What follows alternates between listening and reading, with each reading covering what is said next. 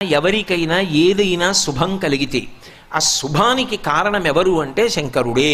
నేను చెప్పట్లేదు ఈ మాట, శాస్త్రములు చెప్పే. శుభములన్నీ కుప్పలు తెప్పలుగా ఆయన పాదముల దగ్గర పడి ఉంటాయిట. ఆయన అనుగ్రహించాడు అనుకోండి, ఓసారి ఇలా అంటాడు అంటే అది ఎగిరి వెళ్ళి ఇంటికి తోరణంగా పట్టుకుంటాడు. అందుకే ఒక గడుసు కవి ఒక మాట అన్నాడు, నేను ఓ పువ్వు పట్టుకొచ్చి మీ పాదాల మీద వేశాను అనుకోండి, నేను వేసినది ఏది పువ్వు, మీ పాదముల మీద ఉన్నది ఏది పువ్వు. నేను ఒక పువ్వు పట్టుకెళ్ళి మల్లికార్జున లింగం మీద వేశాను అనుకోండి, పరమ ప్రేమతో వేశాను అనుకోండి, ఆ పువ్వు ఓ ఏడాది తర్వాత నా ఇంటి మనవడు.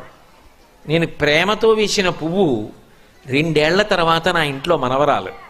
నేను ప్రేమతో వేసిన పువ్వు నేను కట్టుకునే ఒక ఇల్లు. నేను వేసిన పువ్వు నాలో కలిగేటటువంటి భక్తి. నేను వేసిన పువ్వు ఏ వయస్సులో నాకు రావాలో ఆ వయసులో